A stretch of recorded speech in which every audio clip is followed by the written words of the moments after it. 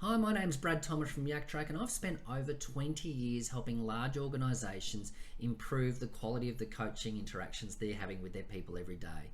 In that time, I've seen a lot of great coaching sessions, and I've also seen a lot of not so great coaching sessions. So in this 6-part series, we'll be counting down the 6 most common coaching errors that I've observed leaders making when developing and coaching their people. In this episode, in at number 6 is an oldie but a goodie, and that is the failure to prepare. It's such a common issue, and I've lost count of the amount of times that I've seen leaders simply rocking up to a coaching session in absence of preparation. And this can have a number of poor impacts on the quality of your coaching. Number one is every single time you turn up to a coaching session in absence of preparation is kind of like telling your people that something a little bit more important has come up today. And that's certainly not a key message that we would like to impart as part of our coaching. The second one is coaching can become a little bit like Groundhog Day, where we feel like we're doing the same thing every week and not seeing a lot of shift or change. Number 3 is coaching can become a bit more like a nice chat rather than something that's designed to shift and change behaviour, where we're talking a little bit more about the weekend versus actively developing the team member in your coaching session. And the next one is coaching can often lead to a focus on the wrong thing. In absence of preparation, team members walk away working on things that actually aren't going to drive the results that you would like to drive at all. Now, when asked, lack of preparation in terms of why you don't prepare for your coaching, I often get two key answers. Number one is I simply don't have the time to prepare. And that's super valid. Our team leaders, our leaders, we as individuals are taken away from where we should be spending most of our time, which is actively developing our people. We're being taken away by meetings, project meetings, product meetings, you name it, administrative tasks. We're being taken away from spending our time with our people. And the second area is I simply don't know what to do to plan.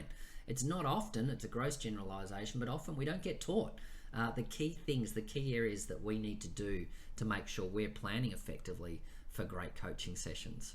So with that in mind, get your pen and your paper ready, because here comes my top 5 tips for planning and preparing for more effective coaching sessions. Oh, there's a fly. So number 1 is we've got to make sure that we're putting our coaching sessions straight into our calendar. If you block it out in your calendar on a Friday afternoon, 2 hours to prepare for the coaching and the meetings you're going to have for the following week, there's more likelihood it'll actually happen and less likelihood somebody else will block over time in the calendar, taking you away from your preparation once again. Number 2 is, and this one's a really important one, make sure you're planning for one metric and one behavior that you want to focus on with your team or with individuals at any given time. That way you can make sure that you're focusing on the most important element. If there's anything that you want to see improved, this is the behavior and this is the metric you want to improve. When team members walk away with 40, 20, 10 different things to work on, often nothing gets done at all. The next one is make sure you're observing. There's a lot of behavioral coaching going on out there in absence of observation. It's really hard to give great feedback if you haven't observed your people demonstrating the behaviors that you would like to see them demonstrate. Number 4 here is make sure you're planning your questions effectively. It gives you a great structure for your team, for your coaching. And when you get a bit lost, you've always got something to go back to get you back on track again. Number 5, make sure you're writing those questions down. Don't feel you have to come into every coaching session and memorize all of your preparation. There's certainly nothing wrong with reviewing notes, as I'm doing today, during your coaching session to make sure you do stay on track. So that's it.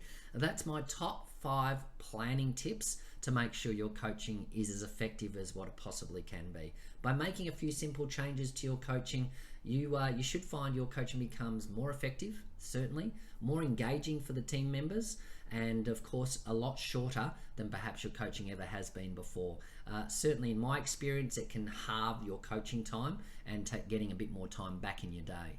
So what are you going to work on this week to improve your planning a little bit more? So keen to hear from you and what the outcomes are. Next week we'll be talking about number 5 on our common coaching errors list, which is making sure that you're talking less and listening more. Yak you later.